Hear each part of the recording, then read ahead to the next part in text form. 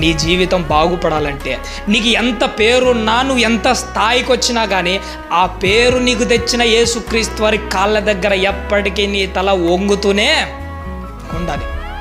యేసుక్రీస్తు వారి కాళ్ళ దగ్గర నీ తల ఎప్పుడైతే వంగుతుందో అప్పుడే తీర్పు రోజున నీ తల పైకి నిలబడి చూస్తుంది. పరలోక రాజ్యంలో నువ్వు తల ఎత్తుకొని బ్రతుకుతావు. క్రైస్తవుల జీవితాలు అన్నీ బాగుపడదు ఎక్కడో తెలుసా?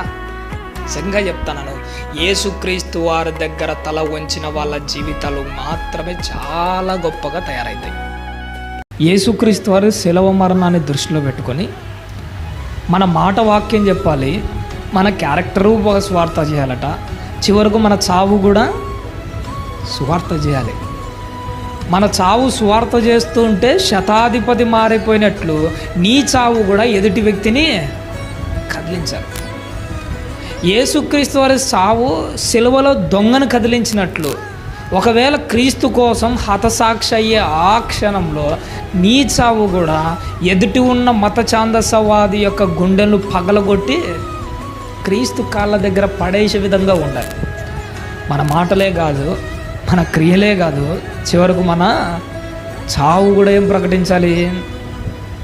చాలా మంచి మాట మాట్లాడాడు, నా గుండెలకు చాలా బాగా తగిలిందండి ఆ మాట. గోదావరి పక్కలో నది ఒడ్డులో శవాలు కాలుస్తున్నాను. నేను అనుకున్నాను చచ్చిపోయింది కదా, శవం కదా అనుకున్నాడు. కొద్దిసేపటికి ఏమైందో తెలుసా?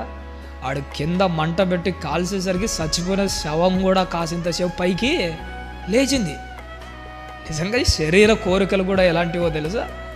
ఒక కోరిక వయసుతో పాటు చచ్చినాయిలే అనుకుంటాం. ఈ కోరికలు మంట రగలగానే శవం ఎలా అయితే పైకి లేస్తుందో లోపల నుంచి కోరికలు కూడా అలా ఖచ్చితంగా లేస్తుంది. ఇది నువ్వు ఎంత జాగ్రత్తగా ఉండాలంటే అంత జాగ్రత్తగా ఉండాలి. మామూలుగా కాదు, ఎలా లేస్తాయంటే ఇంకా అలా లేస్తూ ఉంటాయి.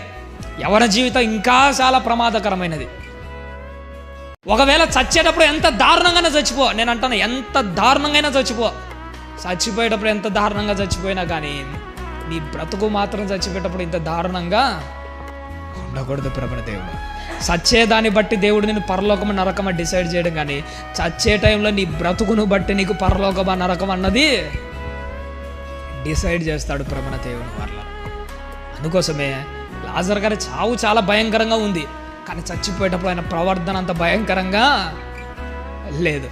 చావులోనూ ఎంత భయంకరంగా చచ్చిపోయినా కానీ బ్రతుకులో మాత్రం ఇలాంటి భయంకరమైన చావులు మనకు ఉండకూడదు ప్రభున దేవుని వాళ్ళ. సంసోను గారు ఆ రోజు రాళ్ళ కింద నలిగిపోతూ తన ప్రాణాన్ని పోగొట్టుకుంటున్న ఆ టైంలో ఆయన ఒకటే అనుకున్నాడు. ఏమనుకున్నాడు తెలుసా? ప్రభువా, ఒకప్పుడు పోగొట్టుకున్న నా నమ్మకాన్ని తిరిగి నా సావుతోనైనా కానీ తిరిగి నీ దగ్గర ఏం సంపాదించుకుంటున్నాను? మళ్ళీ నమ్మకాన్ని సంపాదించుకుంటాను. ఒక సంసోను గారి జీవితాన్ని బట్టి మనం నేర్చుకోవాల్సింది ఏంటంటే, మనం కూడా చాలాసార్లు నమ్మకాన్ని పోగొట్టుకున్న జీవితాలు, మనం కూడా నమ్మకాన్ని ఇడిచిపెట్టుకున్న బ్రతుకులు. అందుకే ఒకటే అనుకోవాలి, పోగొట్టుకున్న నమ్మకాన్ని తిరిగి మనం ఏం చేయాలి? తిరిగి సంపాదించుకోవాలి. అవసరమైతే మన ప్రాణాన్ని పణంగా పెట్టైనా కానీ దేవుని దగ్గర ఏం సంపాదించుకోవాలి? నమ్మకాన్ని. మనుషుల ఎదుట కాదు, దేవుని ఎదుట నమ్మకాన్ని సంపాదించు. ఎందుకు జీవితాంతం ఏడ్చాడు? బెస్తబా విషయం అని అనుకున్నారా? బెస్తబా విషయము కంటే ఊరియా విషయంలో చేసిన ద్రోహమే వెంటాడుతూ వచ్చింది. ఎంతవరకు వెంటాడిందో తెలుసా? దేవుడు ఆయనను కనికరించేంత వరకు ఆ జ్ఞాపకము వెంటాడుతూనే వచ్చింది. నీ జీవిత కాలంలో, నా జీవిత కాలంలో ఇలాంటిదే. తప్పు చేస్తే తప్పు అంతటితో అయిపోయిందని మనం అనుకుంటాం, కానీ మనం చేసిన తప్పు జ్ఞాపకాల్లో మనల్ని పదే పదే పదే పదే పదే పదే వెంటాడుతూనే ఉంటుంది. మనం నిమ్మలంగా పడుకొనియదు. మనం చేసిన తప్పు మనం నిమ్మలంగా ఉండనియదు. అసలు సక్రమంగా నిద్ర కూడా పట్టనియదు, పోనీయదు. కుమిలిపోతుంటాం, వేదనకు గురవుతుంటాం. యోబు ఒక్కడు నీతిగా దేవుని కోసం బతుకుతుంటే నా కుటుంబం అంత బాగా వర్ధిల్లింటే, ఈ స్టెఫన్ గారి కుటుంబం మొత్తం దేవుళ్ళో ఉంటే అసలు ఎట్టుంటుంది తెలుసా? ఆ కుటుంబం, నీ కుటుంబం మొత్తం దేవుళ్ళో ఉంటే నిజంగా చెప్పాలంటే ఆ కుటుంబమే భూలోక స్వర్గం లాంటిది. ఏ కుటుంబం మొత్తం దేవుళ్ళో ఉన్నదనుకో, ఆ కుటుంబంలో అసూయలు ఉండవు, ఆ కుటుంబంలో గొడవలు ఉండవు, ఆ కుటుంబంలో సమస్యలు ఉండవు. ఏ కుటుంబం అయితే సంపూర్ణంగా మొత్తం అందరూ పిన్ టు పిన్ ప్రతి ఒక్కరు దేవుల్లో ఉంటే ఆ కుటుంబంలో ఏ లోటు ఉండదు.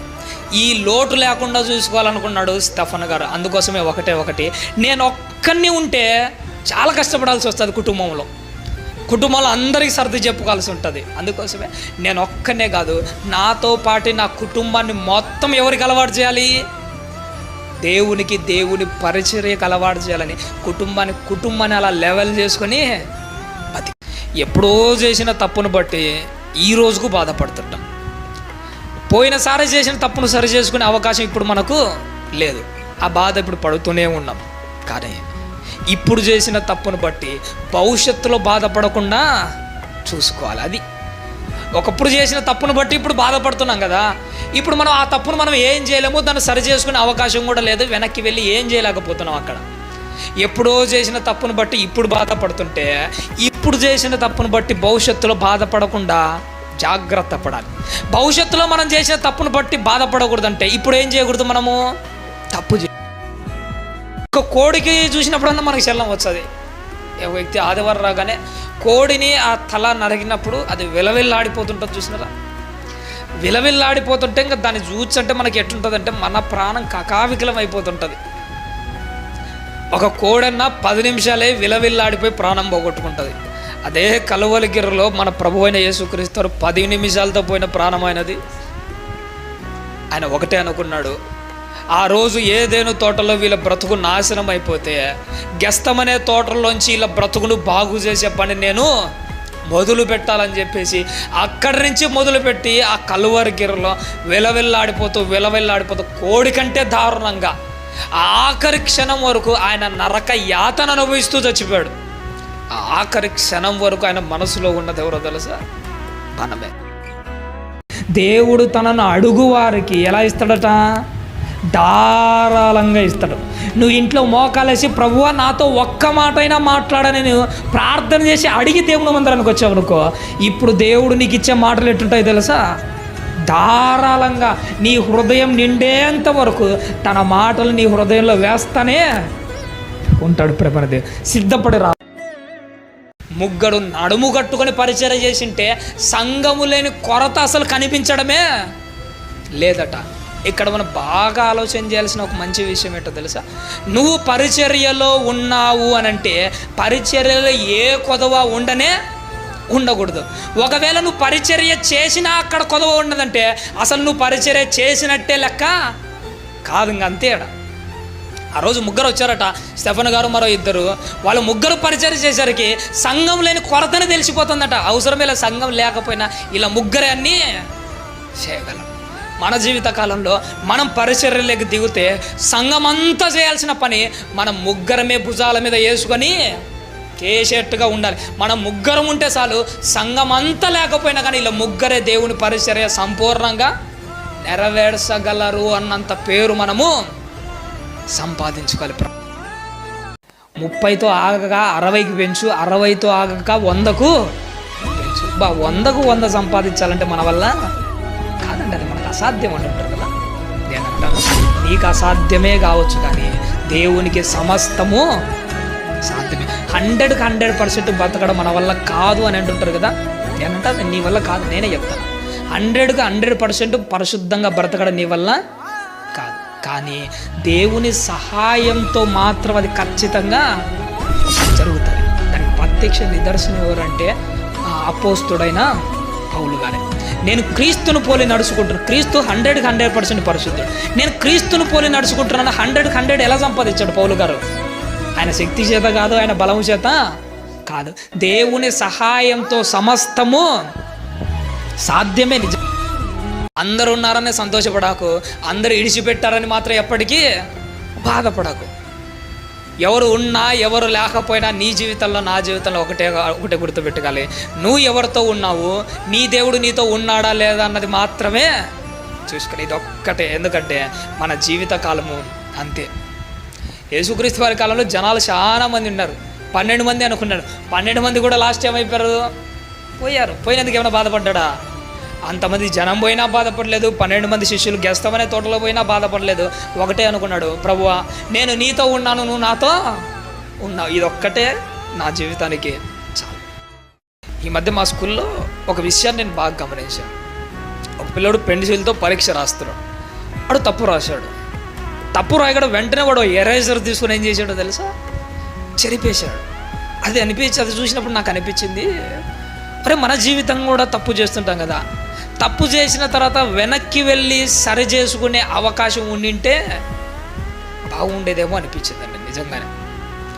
పెన్సిల్తో రాసిన తప్పును ఎరేజర్తో ఎలా అయితే కొట్టేశామో, మన జ్ఞాపకం వచ్చినప్పటి నుంచి ఇప్పటికీ ఎన్నోసార్లు చేసిన తప్పును బట్టి ఎన్నిసార్లు బాధపడుతుంటాం చూసారా. నిజంగా అది బాగా ఆలోచన చేసిన తర్వాత నాకు అనిపించింది, ఒకవేళ వెనక్కి వెళ్ళి తప్పును సరి చేసుకునే అవకాశమే దేవుడే కల్పించాడు అనుకో, తప్పు చేయడం మానుకుంటామా? ఎలాగో వెనక్కి పోయి తప్పును సరిపేసుకుంటాం కదా అని ఏం చేస్తుంటాము, మళ్ళీ తప్పుల మీద తప్పులు చేస్తూ ఉంటాం. ప్రయోగాలు పక్కనల మీద చేయడం ఏమి ఉండదు, తన మీద తాను చేసుకుంటూ ఉంటాడు. దీన్ని ఏమంటారు తెలుసా, అంతఃపరిశీలన పద్ధతి అంటాడు. ఏదైనా ముందు తనకు అప్లై చేసుకుంటాడు. వాక్యం కూడా ఎప్పుడు కూడా ఏం చేయాలో తెలుసా, వాక్యం వింటున్నప్పుడు కానీ వాక్యాన్ని చదువుతున్నప్పుడు కానీ ఎప్పుడు పక్కనోళ్ళ మీద కాదు, ముందు ఆ వాక్యాన్ని మన మీద మనం అప్లై చేసుకుంటూ ఉండాలి. ఒక వాక్యం చదువుతుంటావు, చదివినప్పుడు ఆ మాట ఏదైనా నీకు తగిలిందనుకో, ముందు ఆ మాట ద్వారా నీ హృదయాన్ని సరి చేసుకోవాలి, నీ ఆలోచనలు చక్కదిద్దుకోవాలి. నీ మీద నువ్వు పరిశీలన చేసుకొని నీ మీద నువ్వు ప్రయత్నం చేసుకుంటే అప్పుడు నీలో ఒక మార్పు అన్నది ఖచ్చితంగా కనబడుతుంది. ఎర్ర సముద్రం చూడగానే ఇలా సమస్య కళ్ళ ముందు రాగానే నిశ్చేష్టులు అయిపోయాడు. కానీ దేవుడు ఒకటే అనుకుంటాడు, నా మాట నమ్మే కదా ఇలా ఐగుప్తు నుంచి బయలుదేరి వచ్చారు, ఇలా నేను కాకపోతే ఎవరు చూసుకుంటారు. మోషే నడుము కట్టుకుని ఆ ఎర్ర సముద్రాన్ని ఏం చేయలేదు. 6 లక్షల మంది నడుము కట్టుకుని బకెట్లతో తోడేసినా కానీ ఎవడేమీ చేయలేడు. నేనే చేయగలనుకున్నాడు కాబట్టే చేసేసాడు. దేవుని పట్ల నీ విశ్వాసం ఎట్టుండాలంటే సంపూర్ణంగా ఆయన మీద ఆధారపడితే, నేను తప్ప ఇంకెవరు చేస్తాడు అదే అనుకోవాలి దేవుడు. వీళ్ళకు నేను తప్ప ఇంకెవరు చేస్తాడో అనుకున్నప్పుడు మాత్రమే మన ఆత్మీయ జీవితం అన్నది చాలా చక్కగా ఉంటుంది. కానీ ఇప్పుడు కాలం సంకుచితమైనది కదా, నీకు భార్య ఇంట్లో ఉండొచ్చు, కానీ నువ్వు ఎలా ప్రవర్తించాలట, భార్య లేనట్టే ప్రవర్తించు. నీ భార్య లేనట్టే ఆలోచన చేయి. నీ భార్యకి ఏదో తెచ్చిపెట్టాలి, నీ భార్యని ఏదో సుఖపెట్టాలి, నీ భార్యని ఎలానో చూసుకోవాలని నీ భార్య కోసం కాదట నువ్వు ఆలోచన చేయాల్సింది. కాలం సంకుచితమైనది కాబట్టిగా నీ భార్య కోసం ఆలోచన చేయడం మానేసి ఒక్కసారి నీ కోసం నువ్వు ఆలోచన చేసుకో, నీ జీవితాన్ని ఆలోచన చేసుకో. కాలం సంకుచితమై ఉన్నది, సావు ఎప్పుడెప్పుడో అని సిద్ధంగా ఉన్నది. మరి సావు తర్వాత నీ జీవితం ఏమైపోతుందని ఒక్కసారి ఆలోచన చేసుకున్నావా? నీ జీవితం ఏమైపోతుందని ఒకటి గుర్తుపెట్టుకోండి, యేసుక్రీస్తు వారి విలువను పెంచడానికి నీ విలువను అడ్డేసి కూడా ఎవరు విలువ పెంచాలి? యేసుక్రీస్తు వారి విలువ పెంచాలి. యోహాను గారు చెయ్యలేకపోయింది, నువ్వు చెయ్యాలనుకోవాల్సింది ఒకటి, నీ విలువ తగ్గినా పర్లేదు, నీ ఫేమస్ పోయినా పర్లేదు, నీ విలువను పణంగా పెట్టి ఎవరి విలువను పెంచు? యేసుక్రీస్తు విలువను పెంచాల్సిందే. అది మన మాట కానీ మన తగ్గింపులో కానీ ప్రతి విషయంలో నిన్ను నువ్వు తగ్గించుకుంటున్నాలి, ఆయనను పెంచుతూ ఉండాలి. నిన్ను నువ్వు తగ్గించుకుంటేనే పరలోక రాజ్యంలో నువ్వు గొప్పవాడైతావు. పరలోక రాజ్యంలో వాళ్ళ స్టేటస్ భూమి మీద వాళ్ళు దేవుని ఎంతగా ప్రేమించాడో తెలుపుతుంది. మనము దేవునికి ఇచ్చే అమౌంట్ కౌంట్ను బట్టి పలానోడు ఎక్కువ ఇచ్చాడు, పలానోళ్ళు ఇంత ఇచ్చారు అనుకుంటారు. మనం ఇచ్చే అమౌంట్ను బట్టి వాళ్ళు ఇంత ఇచ్చారు అంత ఇచ్చారు అనుకుంటాం, కానీ దేవుడు మనం ఇచ్చే అమౌంట్ను బట్టి ఇంత ఇచ్చాడు అంత ఇచ్చాడు అన్నాడు. నువ్వు ఇచ్చే అమౌంట్ కంటే నువ్వు ఇచ్చే మనసును బట్టి ఇలా అంత ఇచ్చాడు ఇంత ఇచ్చాడు అంటాడు. ఆడ పేద విధురాల గురించి అందరికంటే ఎక్కువ ఇచ్చాను అని అంటాడు. అందరికంటే ఏం ఎక్కువ ఇచ్చింది? డబ్బులా కాదు, తన మనసుతో ఎక్కువ ఇచ్చింది. ఇక్కడ నువ్వు నేను గమనించాల్సింది ఏంటంటే, ఎంత ఇచ్చన్నామనే కాదు, ఎంత మంచి మనసుతో ఇచ్చన్నామన్నదే ముఖ్యం. అయ్యా, నీకు ఒక్కరి కోసము సైన్యాలు పట్టణం మొత్తం ఏమైపోయినారు, చుట్టుకో ఎంత పెద్ద సైన్యం వచ్చింటుందో తెలుసా? పట్టణమే చుట్టుకొని ఉందంటే ఆ సైన్యం ఎలాంటిది? అప్పుడు ఎలీషా గారు నిమ్మలంగా ఉన్నాడు. నేను ఇంత టెన్షన్ పడుతుంటే నువ్వేంటయ్యా అంత నిమ్మలంగా ఉన్నావంటే, ప్రభువా ఒక్కసారి వీడి కళ్ళు తెరువు.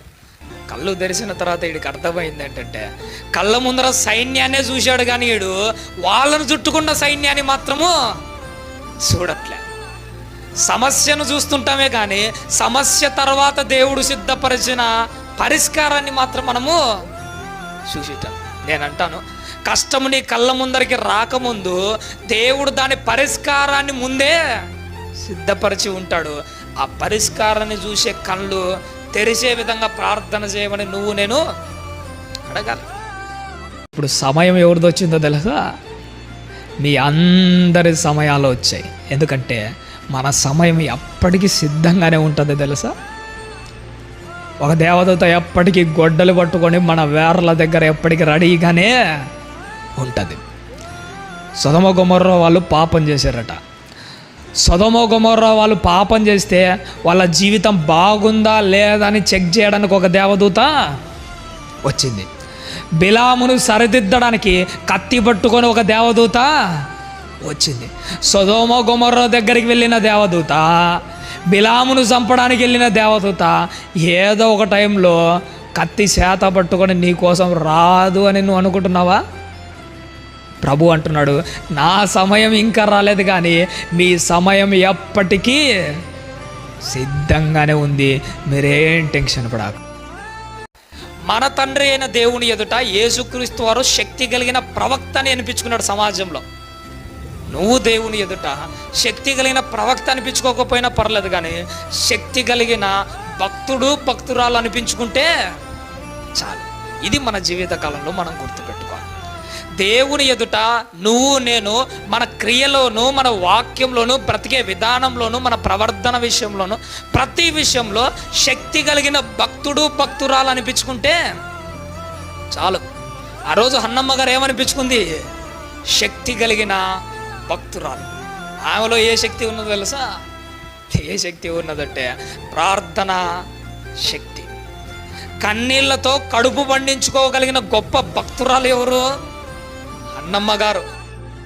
నీ జీవిత కాలంలో ఏదో ఒక రోజు నీకు కుటుంబం వస్తుంది, ఏ రోజు నాకు కుటుంబం వస్తుంది. ఆల్రెడీ కుటుంబం ఉన్న వాళ్ళు కూడా ఉంటారు. నువ్వు ఒక్కరివి కుటుంబంలో ఉండాలంటే చాలా కష్టపడాల్సి వస్తుంది. తెలివిగా ఆలోచన చేసి కుటుంబాన్ని మొత్తం ఎవరిలోకి సర్దాలి? దేవుళ్ళకి సరి చేసుకుంటే ఇక నువ్వు పెద్దగా కష్టపడాల్సిన అవసరము లేదు. ఎందుకంటే కుటుంబం అంటే భూలోక స్వర్గంలా ఉంటుంది నీ కుటుంబం అంతా దేవుళ్ళో ఉంటే. ఇక్కడ స్టెఫను గారు కూడా తన కుటుంబం అంతా పరిచర్యకి ఏం చేసుకున్నారట?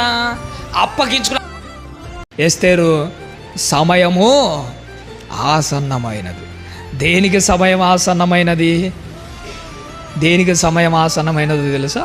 దేవుని కోసం నువ్వు నడుము గట్టుకొని ప్రాణానికి తెగించి నిలబడాల్సిన సమయం ఒకటి వచ్చింది. నీ జీవిత కాలంలో నా జీవిత కాలంలో దేవుడు నీ కళ్ళ ముందరికి కూడా ఒక పని తీసుకొని వస్తాడు. ఆ రోజు నువ్వు నడుము కట్టుకొని దేవుని పని భుజాల మీద వేసుకొని ధైర్యంగా నిలబడాల్సిన రోజు ఒకటి వస్తుంది. అలా ధైర్యంగా నిలబడాల్సిన రోజులో సావుని కళ్ళ ముందర విలయ తాండవం చేసిన రొమ్ము విడుచుకొని ధైర్యంగా నువ్వు నిలబడాలి. దేవుని మాటను పక్కన పెట్టి ఎప్పుడైతే కళ్ళు మూసుకొని నిద్రపోతున్నాడో అందరు ఎత్తి ఎక్కడ పడేశారట? సముద్రంలో పడేశారట. దేవుని మాటను నిర్లక్ష్యం చేసినందుకు ఆ రోజు ఆయన సముద్రంలో పడేశాడు.